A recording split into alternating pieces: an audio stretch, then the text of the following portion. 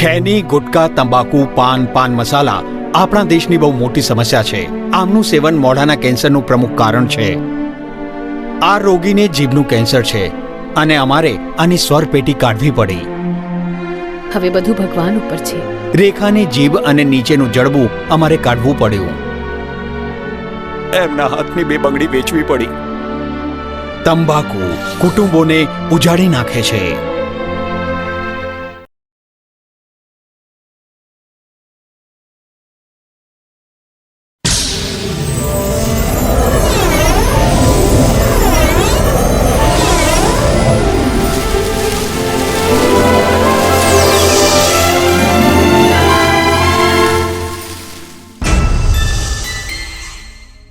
પ્રેમ પ્રકૃતિ પ્રભુ એક છે જાણી લઈએ. ચાલો કુદરતને ખોડે જઈ સુખ માણી લઈએ. ભારત એ પરંપરાથી ખેતી પ્રધાન દેશ રહ્યો છે, જ્યાં પ્રાકૃતિક ખેતી સંસ્કૃતિ રહી છે. પશ્ચિમના આંધળા અનુકરણથી ખૂબ જ રસાયણો વાપરી માણસ વધુ ને વધુ મેળવવા માટે ગમે તે હદ સુધી ગયો છે અને પર્યાવરણને એકંદરે નુકસાન કર્યું છે. ખેડૂતને માટે ખેતી પડકારરૂપ બની ગઈ છે આજકાલ, અને ધરતીને પણ સાવ ખોખલી કરી નાખી છે. વસુધૈવ કુટુંબકમની ઉદાત્ત ભાવના દ્વારા સજીવોને સાથે રાખીને કરવામાં આવતી દેશી ગાય આધારિત સજીવ ખેતી વિશ્વની તમામ સમસ્યાઓમાંથી બહાર નીકળવાનો એકમાત્ર ને માત્ર માર્ગ છે. આજે જ્યારે ખેડૂતનો દીકરો ખેતી છોડી રહ્યો છે, ત્યારે એક દાણો વાવો ને 1000 દાણા થાય તેવી સમૃદ્ધ ખેતી તરફ વળવા બજારનો આધાર છોડીને પ્રકૃતિને જ આધાર બનાવી સ્થાયી સમૃદ્ધિનો પ્રેરણાદાયક પ્રયાસ આ એક કુકમા ગામના એક ધરતીપુત્ર દ્વારા થયો છે, જે આપણા સૌની પ્રેરણા બની શકે એમ છે. જાગ્યા ત્યારથી સવાર.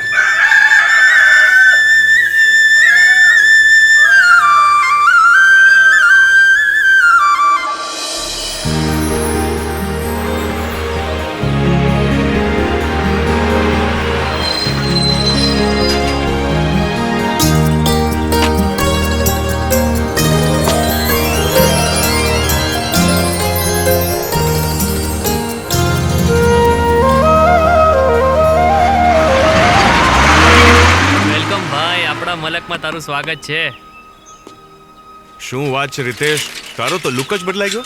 અરે એક નોકરી મળી છે અને આખું જીવન જ બદલાઈ ગયું છે. ક્યાં નોકરીએ લાગ્યો? અરે એક એગ્રો કંપનીમાં. કેમ એટલે માલિક મટીને ગુલામ થોડી થવાય. એટલે તારા પપ્પાને ખેતીમાં મદદ કરવી જોઈએ, એની બદલે તું ગુલામીમાં લાગ્યો. અરે એમાં એવું હતું, ખેતીમાં તો હવે મહેનત ઓછી થઈ ગઈ છે અને ઉપરથી મારી કંપની મને ડિસ્કાઉન્ટ પણ આપે છે. એટલે હું મારી કંપનીમાંથી તદ્દન ઓછા ભાવે એમ્પ્લોય ડિસ્કાઉન્ટ લઈને યુરિયા અને પેસ્ટિસાઇડ્સ આપી દઉં છું મારા પપ્પાને. એટલે એમને શાંતિ રહે અને ઉપરથી ડબલ કમાણી તો કરી જ.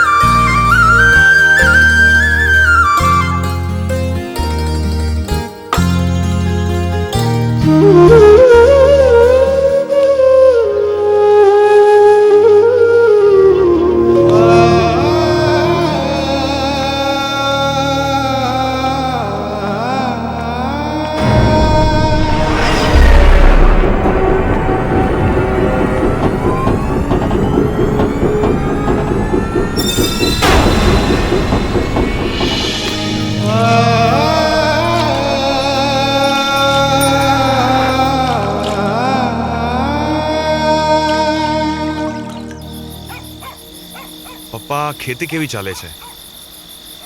એ બધું છોડ. ભણવાનું કેવું રહ્યું દીકરા? ભણવાનું તો સારું રહ્યું પપ્પા, પણ મને હવે સમજાયું કે ખેતીનું શું મહત્વ છે. મને હવે એવું લાગી રહ્યું છે કે ભારતમાં ખેતીનો સમય પાછો આવી રહ્યો છે. નાનપણમાં દાદાજી જોડે જે સાંભળ્યું એ જ બધું હું શીખ્યો, અને એ જ વસ્તુ ફરીથી શીખીને મને બહુ આનંદ થયો. આ બધું તો ઠીક છે, પણ તને કોઈ સારી નોકરી મળી કે નહીં? એની હાટું તો તને દિલ્હી મોકલ્યો તો છેક ભણવા માટે, આટલો બધો ખર્ચો કરીને. હવે અહીંયા ખેતી બેતીમાં કંઈ રાખ્યું નથી. અરે હા પપ્પા, મને એક સારી નોકરી મળી ગઈ છે. બસ 2-3 મહિનાની રજા લઈને હું અહીંયા આવ્યો છું.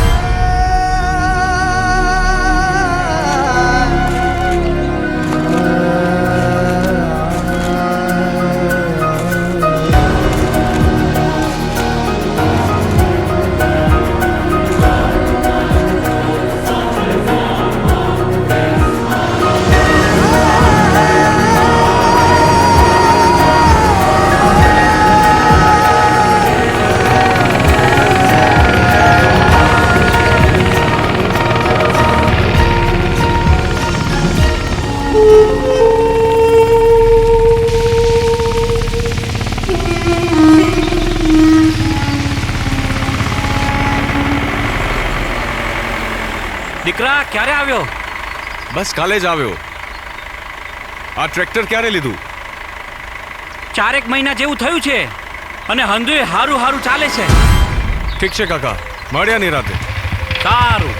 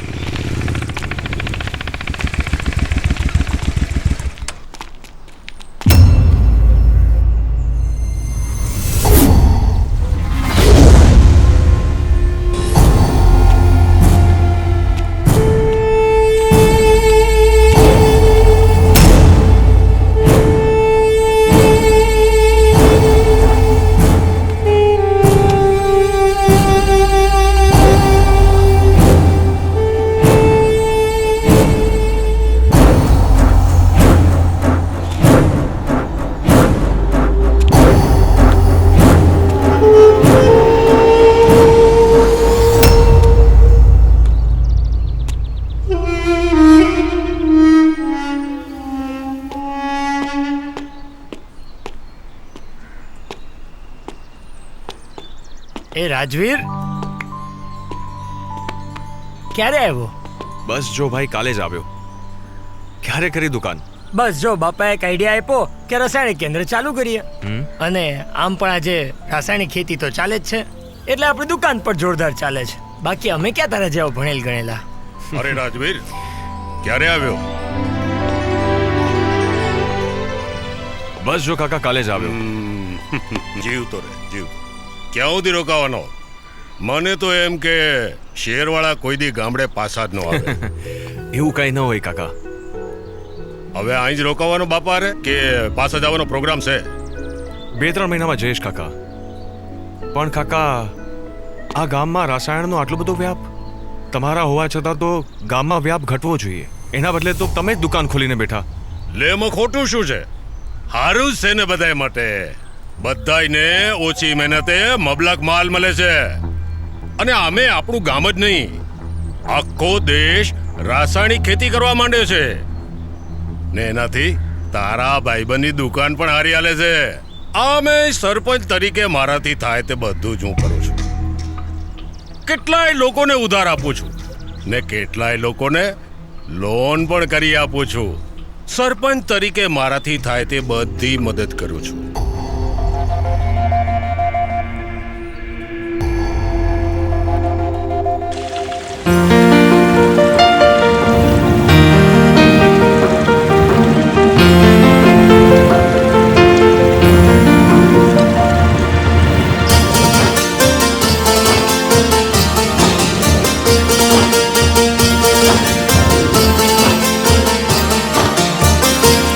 મારા ખેડૂને ખેતીની કેમ દિશા આપવી?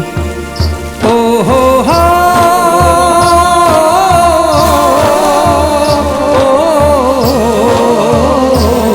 મારા ખેડૂને ખેતીની કેમ દિશા આપવી? ઝેરથી આ ખેતીને કેમ રે બચાવવી? આવા ઝેરના વાવેતરનો હક નથી કોઈને.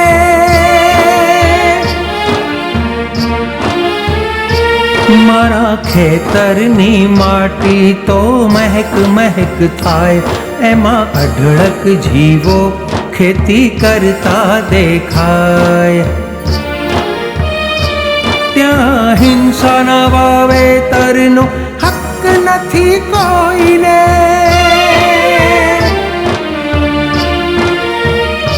દેખું માટીનું ભાગું ત્યાં સરકી રે જાય, બીજ એક વાવીએ ને ઢગલો રે થાય. ત્યાં લોભના વાવેતરનો હક નથી કોઈને.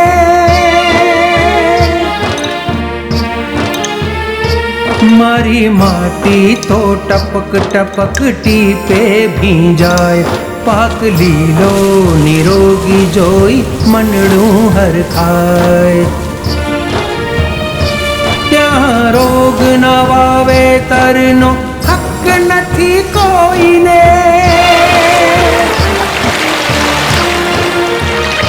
શેઢે શેઢે ઝૂલે છે ઝાડ પંખીડા રે ગાય, દેશી ખાતર વાપરતા ગૌવંશ મલકાય. ત્યાં ઝેરના વાવેતરનો હક નથી કોઈને.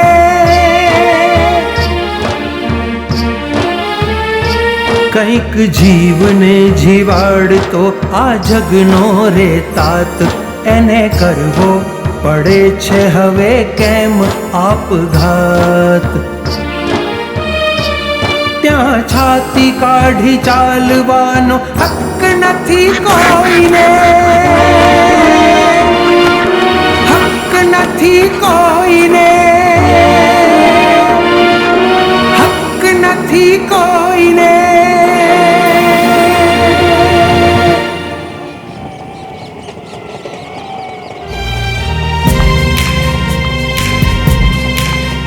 કેટલા થયા?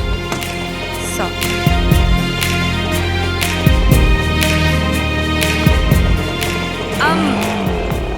આ જગદીશ સરનું ઘર ક્યાં હશે? આજે પાછળ ગલી દેખાય છે ને, એમાંથી વળી જજો.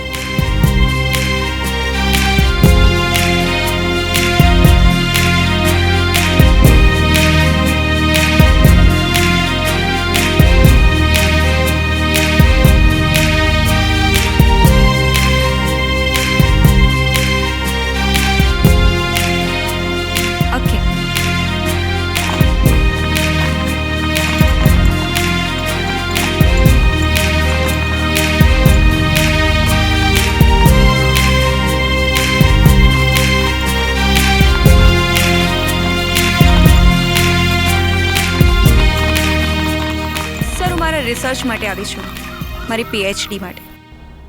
અને મારો સબ્જેક્ટ છે જે આજકાલના સમયમાં આ વધતું જતું રોગોનું પ્રમાણ, અને એમાં ખાવા પીવાનો સૌથી મોટો ભાગ છે. એટલે એને ઉગવાની જે પદ્ધતિઓ છે ને, એના વિશે મારે જાણવું છે. અને એના પ્રમાણે જ હું મારી થીસીસ બનાવીશ. બહુ સારો વિષય છે બેટા, બહુ સારો વિષય છે. ને એમાં થોડો ઘણો યોગદાન જો હું આપી શકું તો મને આનંદ થશે. ના ના સર, તમે મને અહીંયા રહેવાની જગ્યા આપીને એ જ સૌથી મોટી હેલ્પ છે. અરે બેનબા, આ તારો બાપ મારો વિદ્યાર્થી હતો એટલે આ તો મારી ફરજ કહેવાય, એમાં કોઈ હેલ્પ નથી. સર, તમે કોઈ ખેડૂતોને ઓળખો છો જે બંને પ્રકારની ખેતી કરતા હોય, જેમ કે ઓર્ગેનિક અને રાસાયણિક? અરે બેટા, ખોબા જેવડું અમારું ગામ, એટલે હું લગભગ બધાને ઓળખતો જોઉં અને બધા મને ઓળખતા હોય. એટલે તું એક કામ કર, ફ્રેશ થઈ જા, થોડો આરામ કરી લે, પછી બધા સાથે તારી મુલાકાત કરાવી દો. તું ચિંતા ન કરીશ, તારા રિસર્ચનું બધું જ કામ શાંતિ તું અહીં જ પતાવી શકીશ. જા. આવ બેટા, આવ આવ. વાવ, અહીંયા તો કેટલી ઠંડક છે અને બહાર તો કેટલી ગરમી હતી. આ તો ખાસિયત છે બેટા માટીના ઘરોની અને નળિયાવાળા છાપરાની. આ માટી છે ને, હા, બહારની ગરમીને અંદર આવવા ન દે, અને આ નળિયાના હિસાબે અંદરની બધી ગરમી ઉપર ખેંચાઈ જાય અને બહાર જતી રહે, નીચે ઠંડક રહી જાય. તમારા એસી રૂમ વાળા જે રૂમો હોય છે ને, એવી એવી ઠંડક, એ પણ એક પણ પૈસાનો ખર્ચ કર્યા વગર, મફત. ચાલ બેટા, તું હવે આરામ કર, અને જે વસ્તુની જરૂર હોય ને મને કહેજે. ચાલ, આવજે. હા.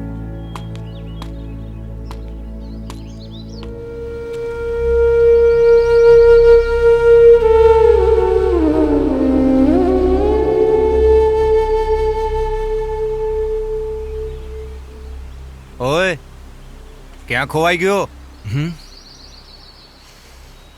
ક્યાંય નહીં પપ્પા. પપ્પા, આપણે સજીવ ખેતી કેમ નથી કરતા? આ રાસાયણિક ખાતરનો કેમ ઉપયોગ કરીએ છીએ? રાસાયણિક ખેતીથી પાક વધારે મળે છે બેટા, અને એ પણ ઓછી મહેનતે. અને સજીવ ખેતીથી પાક ઓછો મળે છે, પૈસા ઓછા મળે, અને મહેનત પણ બમણી થઈ જાય છે. તમારી વાત વિચારવા જેવી તો છે, પરંતુ તમને એ ખ્યાલ હશે કે કેટલાય સજીવ ખેડૂતોએ આ સવાલોનો સંતોષકારક જવાબ શોધ્યો છે. શું આપણે પણ આવું કરવા માંડીએ તો? અરે, તું એ બધી ચિંતા શા માટે કરે છે? તું તારે શહેરમાં આરામથી રહે, જલસા કર. આ બધી જફામાં તું શા માટે પડે છે?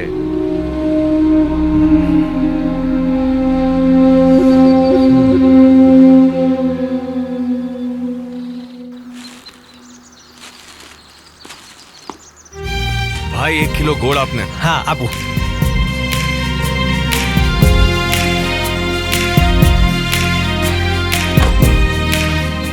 છી છી, આટલો ગંદો ગોળ આપો છો તમે લોકોને?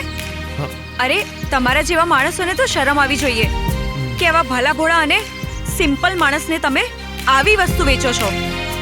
આ અભણ છે એટલે તમે એનો ફાયદો ઉઠાવશો અને આવી વસ્તુઓ વેચશો? જાઓ, સારો ગોળ આપો અમને.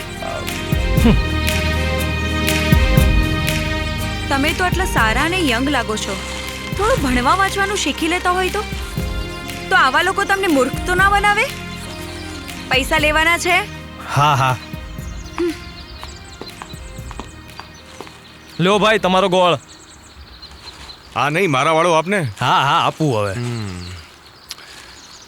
અરે ભાઈ, આ શેર વાળોને શું ખબર સફેદ ગોળ અને કાળા ગોળમાં ફરક?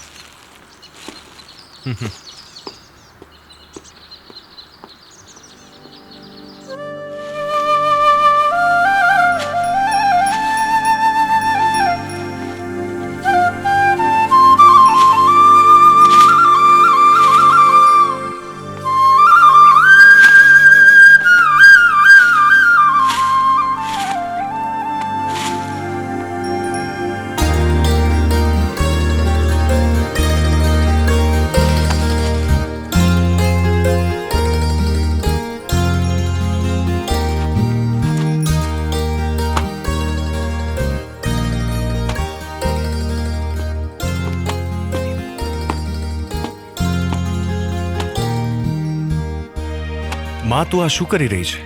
આપણા ખેતર હાટું દેશી ખાતર બનાવી રહી છું.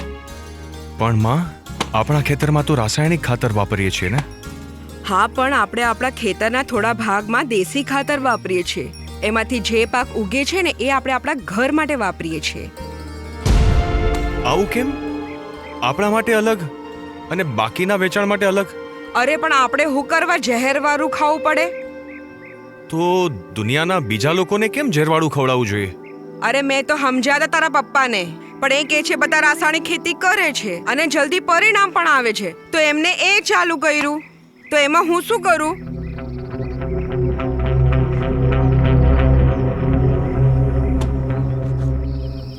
પ્રણામ માસ્ટરજી. રાજવીર, તું ક્યારે આવ્યો બેટા? બસ આજે જ. હા, આવ આવ આવ, બેસ બેસ. શું કેમ રહ્યું શહેરમાં ભણવાનું? બહુ સારું રહ્યું માસ્ટરજી. હા બેટા, તું કઈ ચિંતામાં હોય એવું કેમ લાગે છે મને? ગામની હાલત જ કંઈક એવી છે. શું થયું ગામને? સાહેબ, ગામમાં બધા જ રાસાયણિક ખેતીના ગુણગાન ગાતા થઈ ગયા છે અને વિદેશમાં આપણી સજીવ ખેતીની બોલબાલા છે. સાહેબ, તમારા હોવા છતાં આટલો બધો વ્યાપ રસાયણનો. ખેતીની શરૂઆત પ્રકૃતિએ કરી અને આપણે જ પ્રકૃતિથી દૂર થઈ ગયા. બેટા, તારી વાત અને તારી વ્યથા બંને સાચી છે હો, પણ આમાં શું કરી શકાય? જોને, મેં પણ બધાને સમજાવવાનો બહુ જ પ્રયત્ન કર્યો બેટા, પણ બધા જ લાલચની સામે વિવશ હતા બેટા. અને હવે તો આ ધરતી પણ ધીમે ધીમે વૃક્ષ થતી જાય છે, શરૂઆત થઈ ચૂકી છે. અને આમને આમ જો ચાલતું રહ્યું ને તો મને નથી લાગતું કે ભવિષ્યમાં જમવામાં કંઈ રસકસ, કંઈક સત્વ, કંઈક ગુણ રહી જશે. મને પણ એ જ વાતની ચિંતા થઈ રહી છે. આપણે બધાને સજીવ ખેતી તરફ વાળવા પડશે અને એની શરૂઆત હું મારા ઘરેથી કરીશ. અને સર, એમાં મને તમારો સાથ સહકાર જોશે. અરે બેટા, આ બાબતમાં તું જે કંઈ પણ વિચારે છે, કરવા માંગે છે, એમાં મારો તને સંપૂર્ણ સહકાર છે. જા, પત કર બેટા, જા. ઠીક છે સર, આશીર્વાદ આપજો. સુખી રહો. શુભમ ભવત.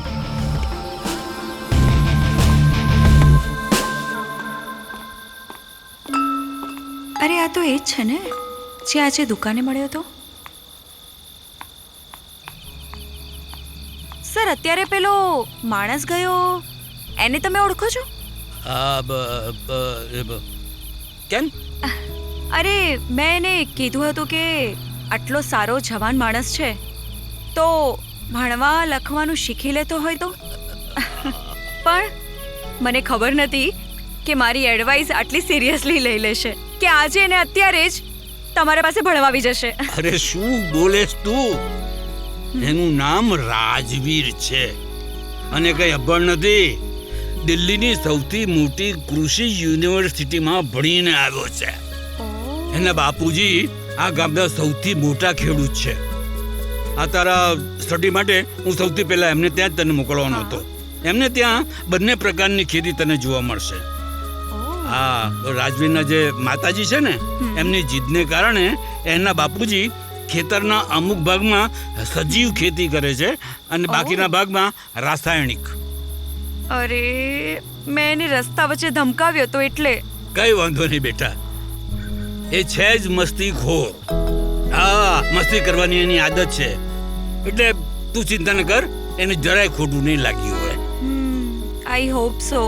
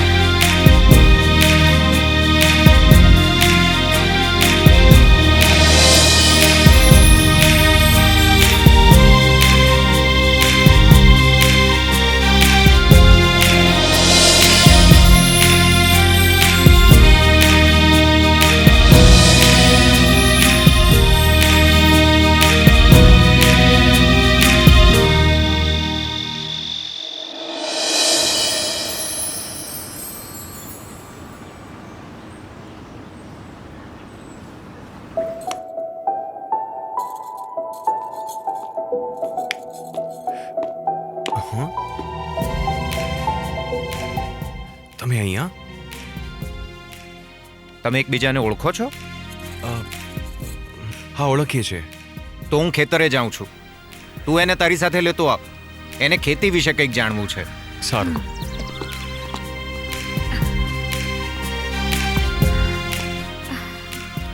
આઈ એમ સોરી, હું પેલા દિવસે ઇટ્સ ઓકે. તો શું તમે ખેતી કરવાનું વિચારો છો? નો એકચ્યુઅલી હું અહીંયા એક રિસર્ચ માટે આવી છું. મને ઓર્ગેનિક ખેતી અને રાસાયણિક ખેતી વિશે થોડું જાણવું છે, અને મને જગદીશ સરે તમારા ત્યાં મોકલી છે. આ ઓર્ગેનિક ફાર્મિંગના ફાયદા શું છે?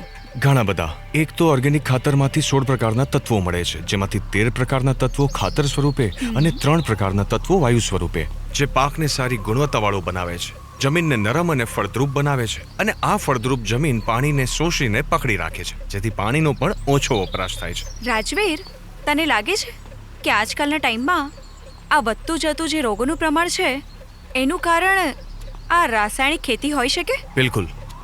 રાસાયણિક ખેતીમાં વપરાતા ફર્ટિલાઇઝર્સ અને પેસ્ટિસાઇડ્સ ખૂબ જ ઝેરી હોય છે, અને આની જેણે શોધ કરી એ જર્મન વૈજ્ઞાનિક જસ્ટસ વોન લિબેક, એણે ખુદે સ્વીકાર્યું છે કે આની શોધ કરીને મેં બહુ મોટું પાપ કર્યું છે. અને આ ફર્ટિલાઇઝર જમીનના અમુક બેક્ટેરિયા અને અળસિયાને મારી નાખે છે, જે ખેતી માટે બહુ ઉપયોગી છે. આના કારણે જમીનની ફળદ્રુપતાનો પણ નાશ થાય છે અને જમીનને કડક બનાવે છે. જો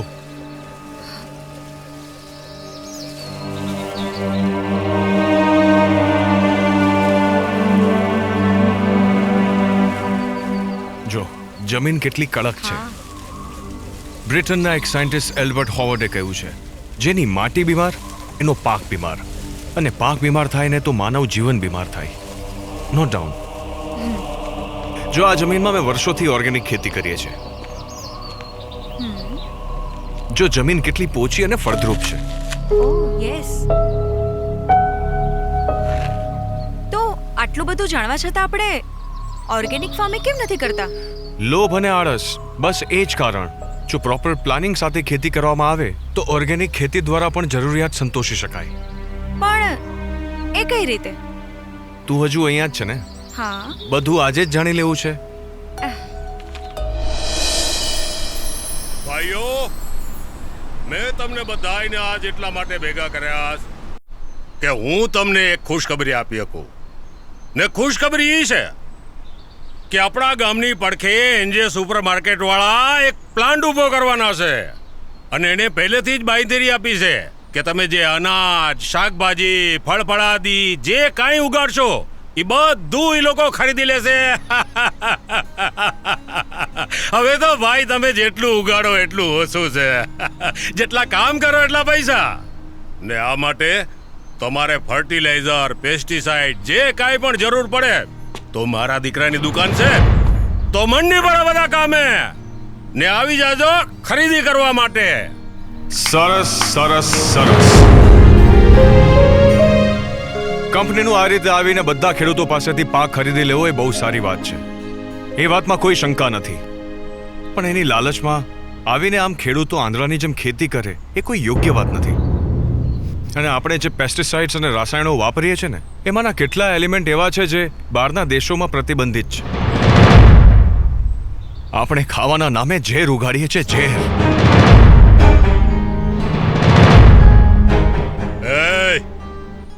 એટલે તું કહેવા શું માંગે છે? આપણે ખેતી બંધ કરી દઈએ એમ? આખો દેશ જે રાસાયણિક ખેતી કરે છે એ બધું ખોટું. અરે સજીવ ખેતીથી ઓછું અનાજ પાકે અને આખો દેશ ભૂખે મરી જાય એમ કહેવા માંગે છે તું? ના, હું એમ જરા પણ કહેવા નથી માંગતો. અને કોણે કહ્યું કે સજીવ ખેતીથી ઓછો પાક થાય છે? આજના આધુનિક યુગમાં એવી ટેકનોલોજી આવી ગઈ છે જેમાં યોગ્ય સમયમાં સજીવ ખેતીથી વધારે ગુણવત્તાવાળો પાક મેળવી શકાય છે. પણ એ માટે થોડો ભોગ આપવો પડે છે. અને જ્યારે આ રસાયણો નહોતા ત્યારે શું આ પાક નહોતો થતો? રસાયણોના આવવાથી ક્વોન્ટિટી વધી પણ ક્વોલિટી નિમ્ન કક્ષાની થઈ ગઈ. અને આ છોકરી એ જ વિષય ઉપર અહીં પીએચડી કરવા આવી છે. અને આ વધતા જતા રોગોનું પ્રમાણ રાસાયણિક ખેતી જ છે. વાહ વાહ વાહ વાહ વાહ વાહ બેટા વાહ. તું જે આ બધી સલાહ અમને આપે છે ને, પણ એકવાર તારા બાપ સામે જો ને, ઈ શું કરે છે.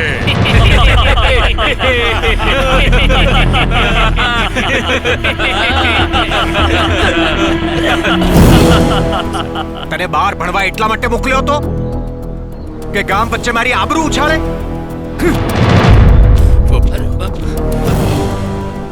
બેટા, મહેમાન બનીને આવ્યો છે ને, તો મહેમાન બનીને જ રહે ને. અમારી આડો પડીશ ને તો ક્યાંય નો નહીં રહે. મેં તો હવે નક્કી કરી લીધું છે. મારા ખેતરમાં તો હવે સજીવ ખેતી જ થશે. લોકોને ઝેર આપવામાં હું તમારો સાથ નહીં આપું. અને હા, આ લોકો બેઠા છે, એમાંથી મારો સાથ કોણ આપશે? જે લોકો મારી સાથે સજીવ ખેતી કરવામાં મહેનત કરશે એને હું ખાતરી આપું છું કે રાસાયણિક ખેતી કરવાવાળા જેટલું અથવા એનાથી વધારે પૈસા કમાવીને આપીશ. તો મારી પણ એક વાત સાંભળી લો. જે ખેડૂત આની ભેગો જશે ને, એનું કાંઈ નો વેચાય, એની કાળજી હું પોતે લઈશ. હવે તમે જ નક્કી કરી લો. હાલો ભાઈ હાલો. હા હા હાલો કામે હાલો નીકળો ભાઈ. ભાઈ. હા હા હાલો હાલો હાલો હાલો નીકળો. નીકળી. હાલો હાલો ભાઈ હા હાલો મેં ભાઈ.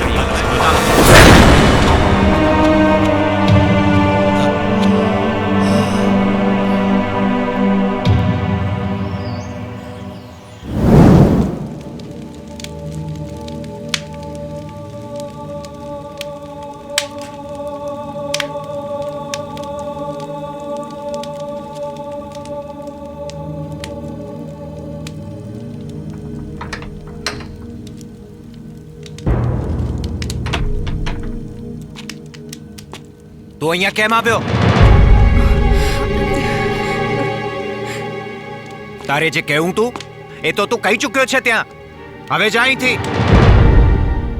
તું ના આવ્યો હોત એ જ સારું થાત. જા હવે અહીંથી.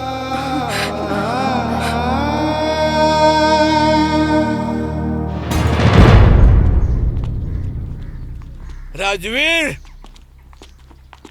એ રાજવીર.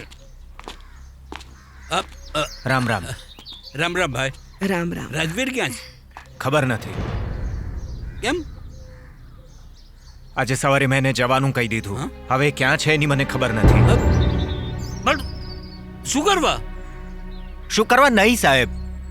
મેં એને બહાર ભણવા એટલા માટે મોકલ્યો હતો કે અહીં આવીને બધાની સામે મારી ઇજ્જત ઉછાળે. અરે પણ એણે ઇજ્જત થોડી ઓછી કરી છે. એણે તો ઇજ્જત વધારી છે સત્ય બોલીને. એટલે 16 આના સત્ય છે એણે જે ગઈકાલે કીધું એ. નંદિની, તમને ખબર છે આ યુરિયા અને પોટાશ જેવા તત્વો તો મળે છે, પરંતુ પાકમાં અન્ય સૂક્ષ્મ તત્વો તો મળતા જ નથી, જેના કારણે આપણે કુપોષણનો શિકાર બનતા આવ્યા છે. અને જે આ બધા મોટા મોટા બિઝનેસમેનો છે ને, એ આ રીતસરનું જુઠ્ઠાણું ચલાવે છે. અને એ લોકોએ આપણા બધા જે ખેડૂતો છે ને, એમને દેવાદાર બનાવી દીધા છે. રાજવીર આવ્યો તો મારી પાસે અને એણે મને કીધું કે ગામને સુધારવાની શરૂઆત હું મારા પોતાના ઘરમાંથી જ કરીશ. બલરામ, જરા શાંતિથી વિચાર કરજો.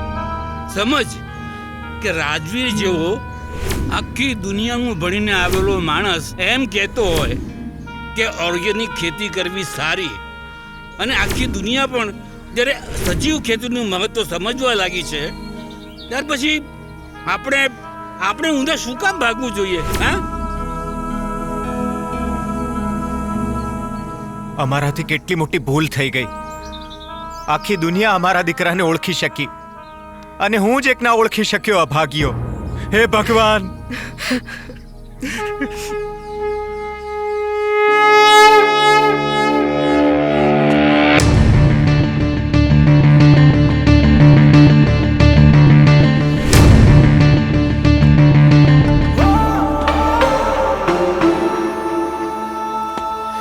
મને માફ કરી દે દીકરા.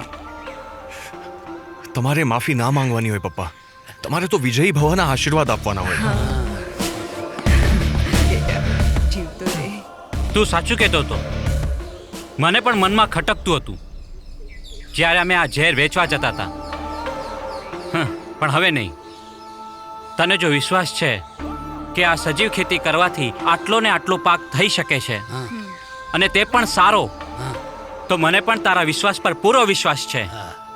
અને તું ભણી ગણીને શહેરથી આવ્યો છે, તું ગામ માટે આટલું બધું વિચારે છે, તો અમે બધા તો આ ગામના લોકો છીએ, તો અમે આ શા માટે ના વિચારીએ? બસ દુઃખ તો માત્ર એ વાતનું છે, આખરે આપણા ગામમાંથી માત્ર ને માત્ર 2-3 જણા જ આપણી સાથે છે. કાંઈ વાંધો નહીં કાકા, એક દિવસ રિઝલ્ટ મળશે ને એટલે બધાની આંખો ખુલી જશે.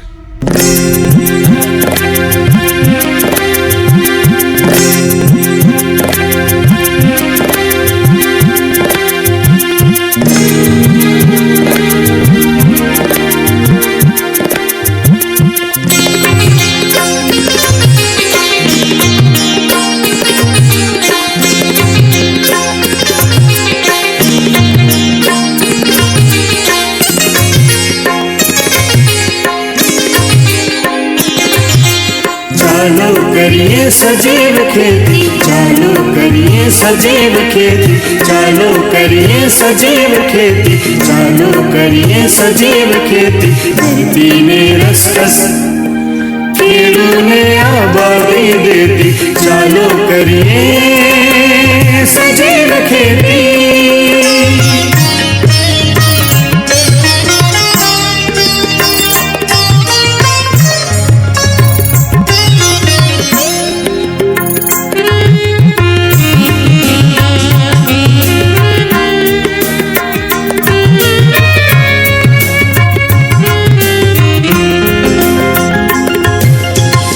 कुदरत दे जे छुटे हाथे एनु जतन करीने,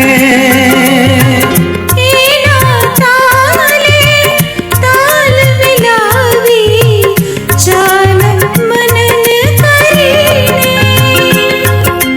सजीव न संगाते चेतन सर्वाणी रे रहती. चालो करिए सजीव खेती, चालो करिए सजीव खेती. धरती ने रसकस खेड़ूने आबादी देती, चालो करिए सजीव खेती.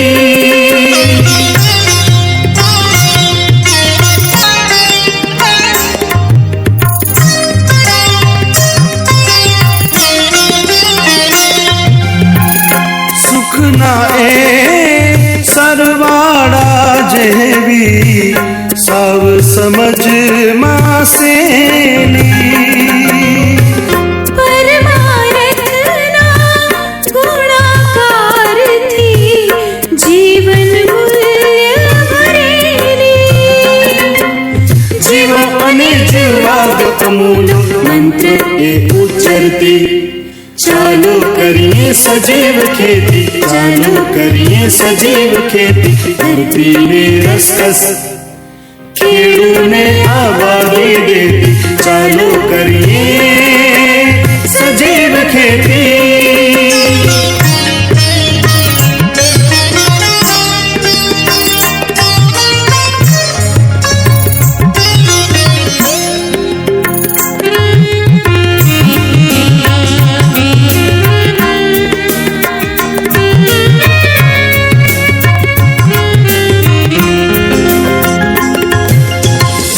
साचो समृद्ध राह एक कर जो चिंतन थोड़ो.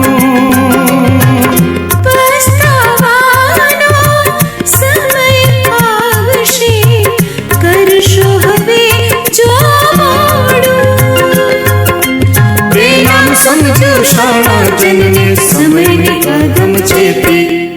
चालो करिए सजीव खेती, चालो करिए सजीव खेती. धरती ने रसकस खेड़ूने आबादी देती, चालो करिए सजीव खेती.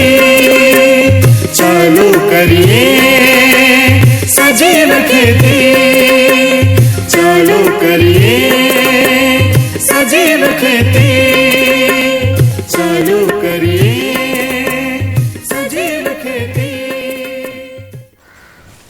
તમને લોકોને ખબર છે સજીવ ખેતી બહુ સરળ છે અને સજીવ ખેતી એટલે બધા સજીવોને સાથે લઈને ચાલવાનું, એ જ સજીવ ખેતી. અને એ માટે સૌથી ઉપયોગી હોય તો આપણી ગાય છે. અને હા, મહાત્મા ગાંધીજીએ પણ કહ્યું છે, ગાય માત્ર દૂધ નથી આપતી, ગાય સમગ્ર ખેતીનો આધાર સ્તંભ છે.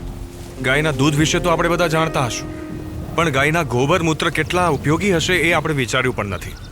અને કમ્પોસ્ટ ખાતર બનાવવા માટે તો આપણે સૌથી પહેલાં તો સૂકો કચરો ભેગો કરવો પડશે, જેમ કે ગાયની વધેલી ઓગટ અને વિવિધ વનસ્પતિના સૂકા પાંદડા. તેના પછી આપણે લીલો કચરો ભેગો કરવાનો રહેશે, જેમ કે લીમડાના પાંદડા, આખળાના પાંદડા અને વિવિધ વનસ્પતિના પાંદડા. ગાયનું ગોબર જોઈશે, એમાં પાણી મેળવીને રબડી બનાવવાની રહેશે. ઘરના ચૂલામાં રહેલી રાખ પણ આપણને ઉપયોગી નીવડશે. ચૂનો અને રોક ફોસ્ફેટ જોઈશે, જે બજારમાંથી ખરીદવું પડશે, જે આપણને તદ્દન ઓછા ભાવે પ્રાપ્ત થશે.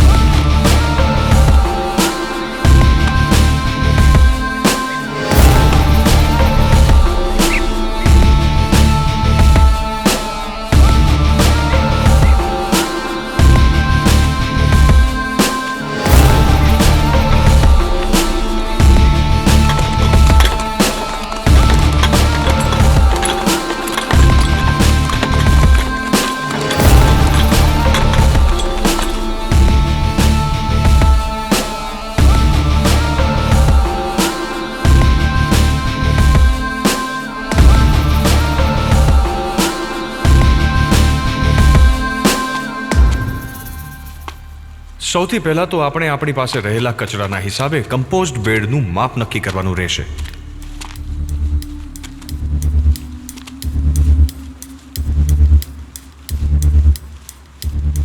નીચેના ભાગમાં જાડો કચરો ગોઠવીએ, એટલે કે જાડી લાકડીઓ.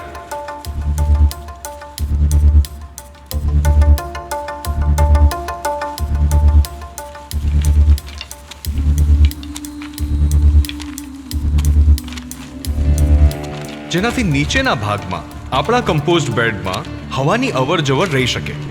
સૂક્ષ્મ જીવો માટે હવાની અવરજવર જરૂરી છે.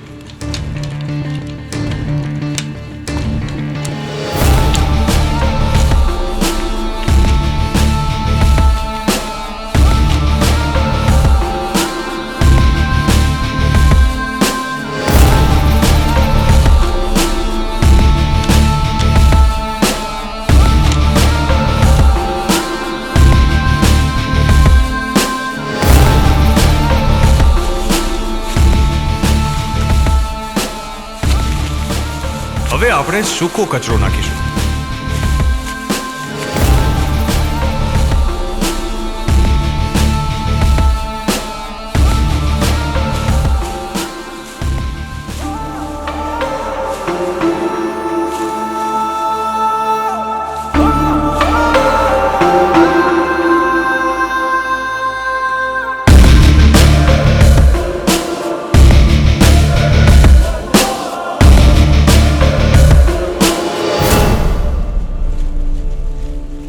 હવે આપણે સૂકા કચરા ઉપર છાણની પાતળી રબડી નાખીશું અને સૂકો કચરો સંપૂર્ણ રીતે ભીંજાઈ જાય એનું ધ્યાન રાખવું પડશે.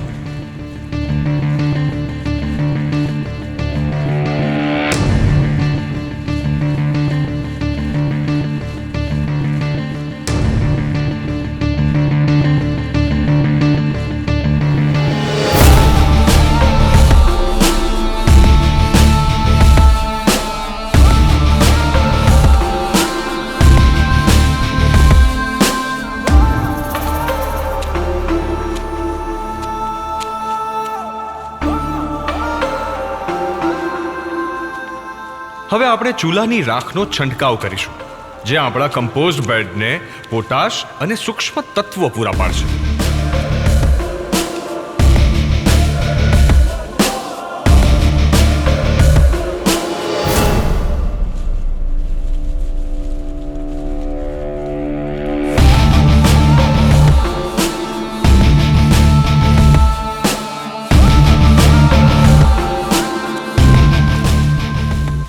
હવે રોક ફોસ્ફેટ નાખીશું, જે આપણા કમ્પોઝ બેડને ફોસ્ફરસ તત્વ પૂરું પાડશે.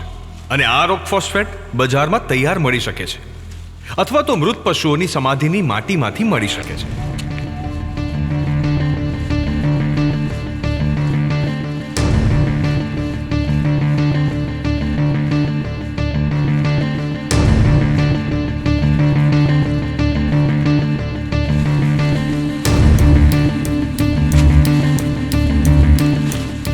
હવે આપણે લીલો કચરો નાખીશું.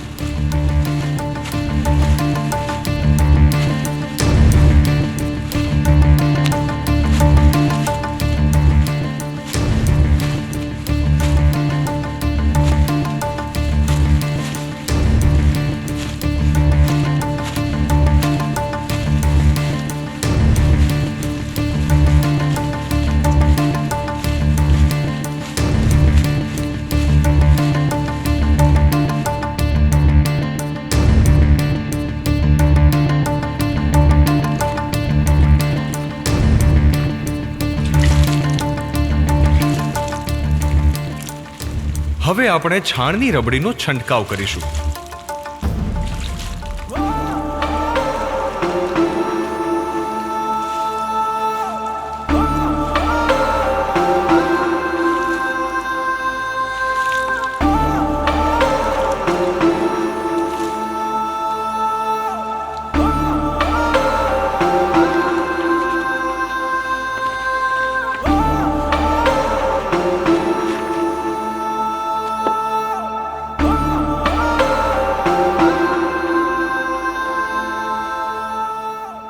હવે આપણે ચૂનાનો છંટકાવ કરીશું, જે આપણા ખાતરમાં કેલ્શિયમ તત્વનો ઉમેરો કરશે.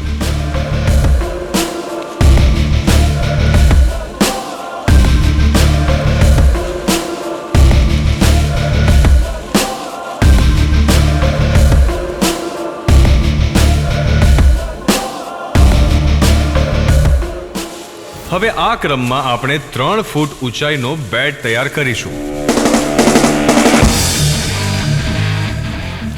ખેતીમાં જોઈતા 16 પ્રકારના તત્વો આપણને આ ખાતરમાંથી મળી જશે, અને 16 પ્રકારના બેક્ટેરિયા પણ ઉપલબ્ધ થશે, અને સાથોસાથ જમીનનો પીએચ નીચે લાવશે, એટલે કે જમીનને ખારામાંથી મીઠી બનાવશે. તે ઉપરાંત જમીનને નરમ પણ રાખશે, અને જમીનમાં પાણી પણ પકડી રાખશે. આ રીતે આ પૂર્ણ ખાતર છે. ગુજરાતના સજીવ ખેતીના પ્રણેતા આદરણીય ભાસ્કર સાવે કહે છે કે છોડ કે વૃક્ષ એ ધરતી માતાનું અમૃત છે. અને ભાસ્કર સાવે એવું પણ કહ્યું છે કે 900% નફો આપતી ખેતી પદ્ધતિ એટલે સજીવ ખેતી. આ રીતે આપણા કમ્પોસ્ટ બેડની પ્રક્રિયા પૂરી થઈ. 1 મહિના પછી આ બેડને આપણે ઉથલાવવો પડશે. આવી રીતે 2-3 વાર ઉથલાવશું એટલે 60 થી 90 દિવસમાં આપણું કમ્પોસ્ટ ખાતર તૈયાર.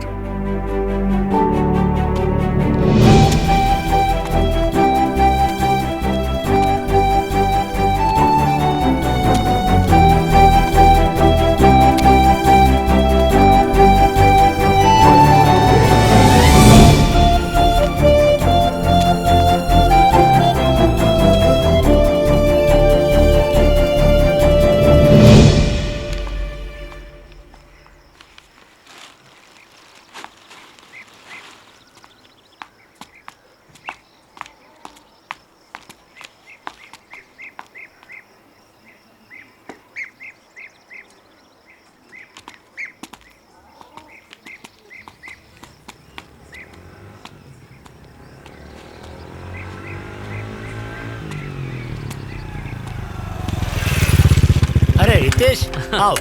હા.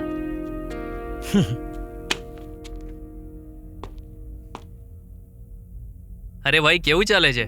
બસ જો ફર્સ્ટ ક્લાસ ચાલી રહ્યું છે. આ જો બધો ગઈકાલે જ નવો માલ આવ્યો છે. અરે આ રાજવીરને શું થઈ ગયું છે? કેમ, શું થયું? અરે નેતાગીરીના લક્ષણો આવી ગયા છે. ભાષણો આપી આપણો ધંધો બંધ કરાવવાના પ્રયત્નો કરે છે. એટલે?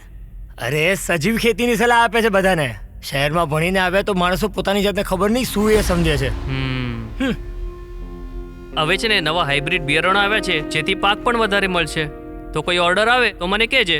ઠીક છે, ચલ તો હું તને મળું. સારું, ચાલ. કાંઈ બી હશે તને જણાવીશ. ઓકે.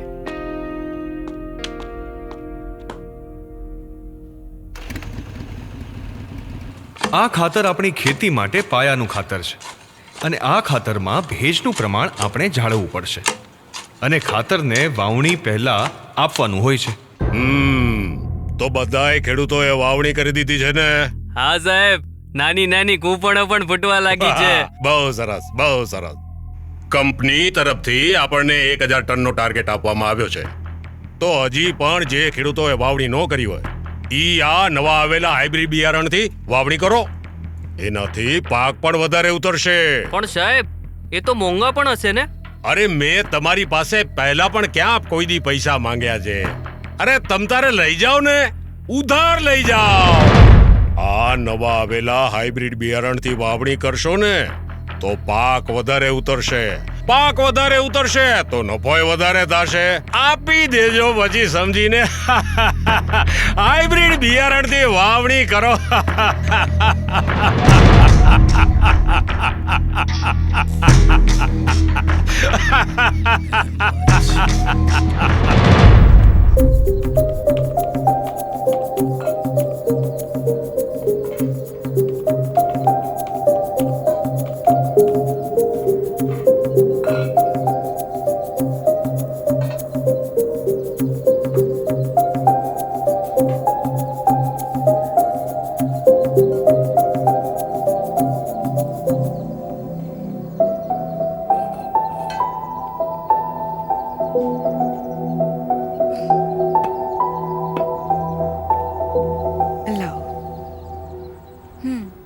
અરે તારે જવાનું નથી?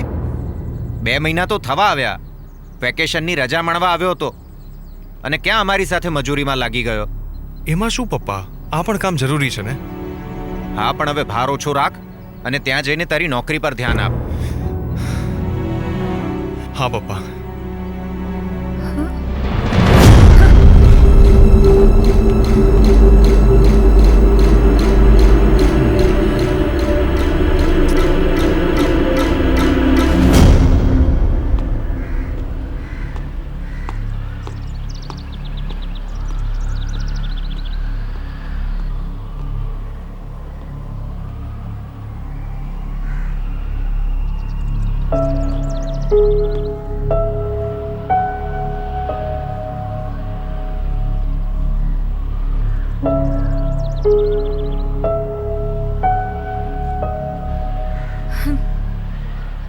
કેટલા દિવસો બાકી છે હવે? બસ 15-20 દિવસ છે. અને તારા ગયા પછી આ ઓર્ગેનિક ફાર્મિંગનું બધાને ભૂત ચડાવ્યું છે, એનું શું થશે? મેં બધાને ટેકનિક શીખડાવી દીધી છે. કરે રાખશે પોતપોતાનું કામ. હવે એમાં મારી શું જરૂર છે? જરૂર તો પડશે જ ને. 15-20 દિવસમાં તો હજી બીજ પણ નહીં રોપાયા હોય.